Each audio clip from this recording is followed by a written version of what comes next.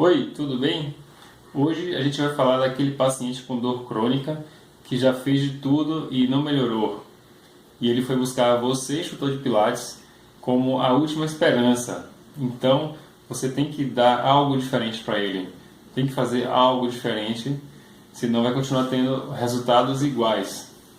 Como o próprio Joseph Pilates já fazia tudo mais diferenciado na sua época, ele estava à frente do seu tempo e, no entanto, não tinha crédito, os médicos não davam valor ao que ele dizia, mas hoje em dia está tudo comprovado que ele pregava naquela época, né? Está sendo muito bem utilizado hoje em dia.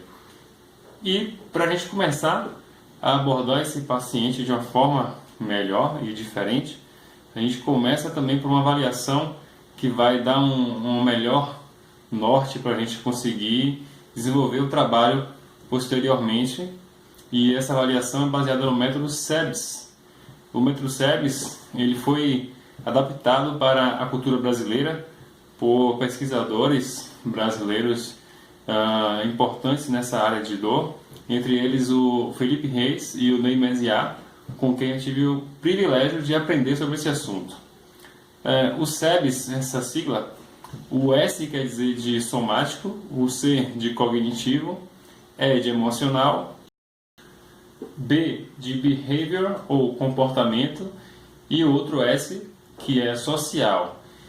Então, esse método, eu vou destacar aqui pontos importantes e mais diretos, mas eu sugiro que você veja na íntegra, que é um questionário muito grande, apesar de que nem sempre a gente vai conseguir aplicar todas as perguntas, mas por isso eu estou filtrando aqui algumas mais diretas, assim, mais importantes.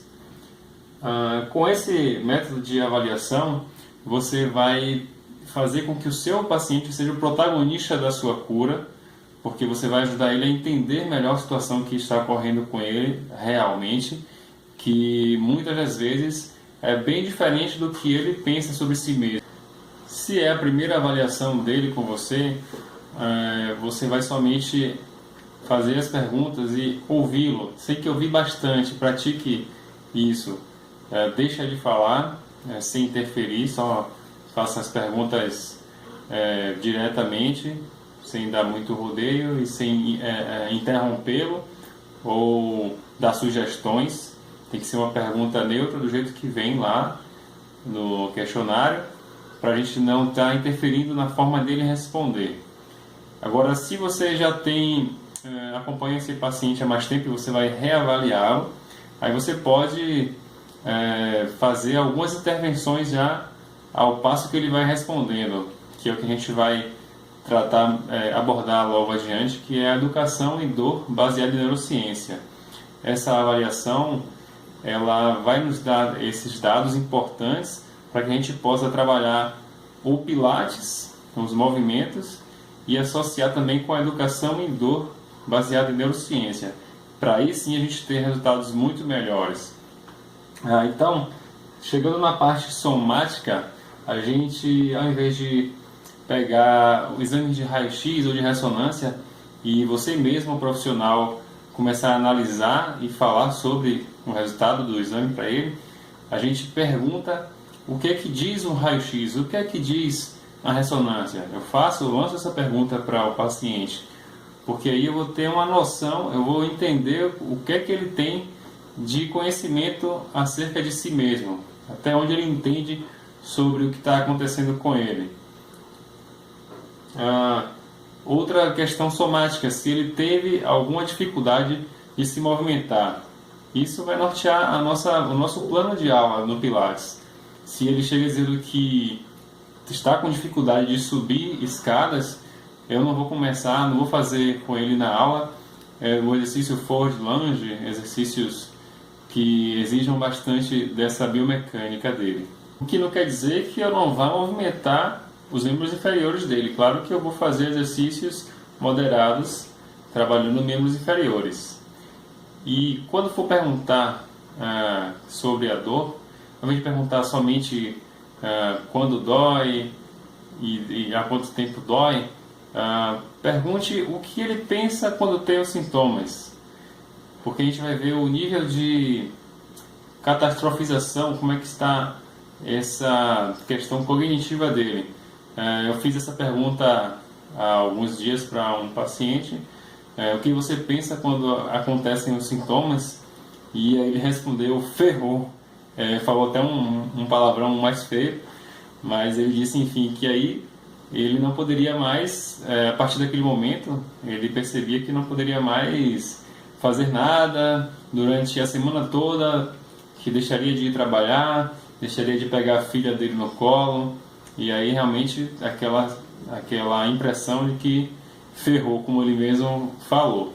Já os exames de imagem dele, a ressonância magnética, não apontavam nenhum nível de alteração na raiz nervosa ou cone medular, então ele não tinha esse componente neural que chegasse realmente ao ponto de gerar uma perda de força significativa e dificuldade para andar, entre outros movimentos. Mas a ideia que ele tinha, o medo que ele tinha daquela dor, fazia com que ele tomasse esse comportamento de evitar algumas coisas. E essa forma com que ele lida com a situação é muito importante. A gente está colhendo isso dele para a gente depois trabalhar como quebrar esse excesso de alerta e de medo que ele tem do sintoma. Já um outro paciente que não fez exames de imagem ainda, há alguns dias também chegou relatando uma dor irradiada na lombar, irradiando para os dois membros inferiores, e que quando ele tentava andar um pouco mais acelerado, ele não conseguia, ele tinha que diminuir a velocidade dele. E aí sim, nesse caso, quando a gente vê que tem um componente neural, fiz um teste do LASEG com ele, que é um teste irritativo para o nervo ciático, e mostrou positivo. Aí, nesse caso, sim, a gente sugere que o paciente faça um exame de imagem, porque já pega um componente neural, tendo outras complicações também. E aí ele, mesmo sem ter os exames em mãos, quando eu perguntei o que é que ele pensava sobre o sintoma, ele falou, cara, eu devo estar com uma hérnia de disco. Só que como esse paciente já fazia pilates comigo há algum tempo, já existia o vínculo paciente-terapeuta, eu já apliquei educação em dor com ele, falando que na grande maioria das hérnias de disco, elas são reabsorvidas com uma média de 6 meses depois. Isso diminui o valor de ameaça que ele tem a respeito daquela situação. Como leigo no assunto, qualquer pessoa que quando sente uma dor, uma irradiação, uma dor lombar com irradiação para as pernas, realmente tende a pensar logo que é uma hérnia de disco, e isso pode representar um grande perigo, uma grande ameaça para o seu corpo, e aquilo até gerar uma ansiedade, uma depressão da pessoa, uma queda do humor, né? Então eu já falei para ele sobre isso, que mesmo que ele fizesse ressonância e acontecesse de ser uma hérnia, que ele não precisava ficar tão preocupado, e que o importante era a gente continuar com o plano de aulas dele, se movimentando, e a gente ia, se preciso, mudar um pouco os exercícios, algumas estratégias, e ele ficou mais tranquilo com essa informação que eu passei para ele. E aí 2 dias depois, quando ele voltou na outra aula, ele já chegou falando que diminuiu consideravelmente aquela dor e aquela dificuldade para andar, e aí a gente até concordou em que ele aguardaria mais um tempo para fazer essa ressonância, porque a gente deve evitar o excesso, né, de estar fazendo sempre exames de imagem, que é uma coisa que faz aumentar a ansiedade do paciente, e isso não é bom para o quadro dele. E aí realmente vamos observar, se voltar com toda essa dificuldade para caminhar, aí realmente ele vai lá e faz a ressonância dele. É muito bom investigar também a questão emocional do paciente e a gente pergunta se ele se considera ansioso ou deprimido, porque o nosso sistema nervoso, tanto central como o periférico, eles têm sensores ao estresse, que a gente sabe que cada emoção da gente produz uma química diferente no cérebro que é enviada para o sistema circulatório.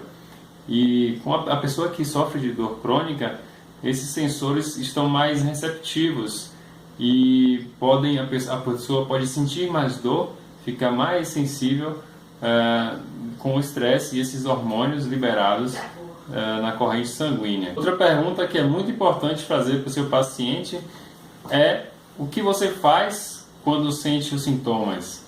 Anotem cada questão dessa, cada pergunta, e apliquem no seu dia a dia, porque é muito importante, só que também é muito difícil a gente incorporar isso na gente e começar a aplicar de fato.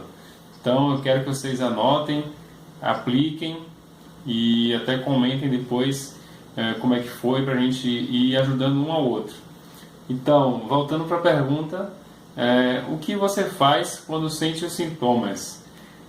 Eu perguntei a um deles e aí ele fala que fica de repouso e toma anti-inflamatório. Daí a gente pergunta: e funciona? Daí ele falou que quando passa o efeito do remédio, aí que a dor volta.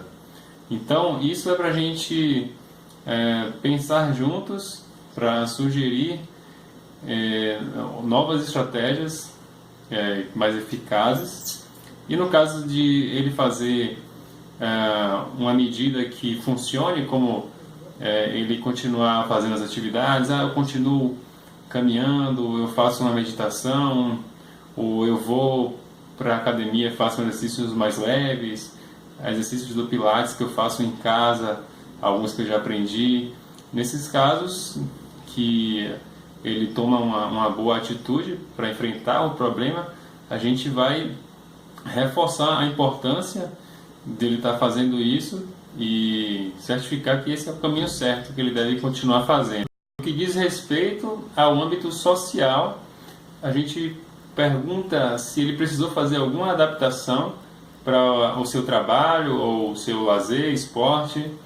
No caso do paciente que eu perguntei, como no exemplo agora há pouco, ele já tinha respondido que deixava ele trabalhar por uma semana, não carregava a filha dele no colo, ficava de repouso, então ele não fez adaptação, ele simplesmente se entregou à dor e ficou de repouso. E o que seria adequado seria um exemplo de um atleta corredor. Ele diminui o ritmo, ao invés de correr, ele caminha. Então são adaptações para a gente não parar totalmente, porque é importante se manter ativo, exceto quando é uma dor aguda, muito incapacitante, que realmente ele não consiga fazer os movimentos. Mas isso durante somente 3 dias, porque passando disso o corpo precisa se movimentar para justamente promover a autocura. Quanto mais a gente ficar prostrado, mais o corpo vai ter dificuldade de se recuperar dessa dor crônica. Agora, como é que eu vou fazer na prática na minha sessão de Pilates e educação em dor? Se ele tem alguma restrição de movimento, a gente vai trabalhar para facilitar esse movimento na sessão de Pilates.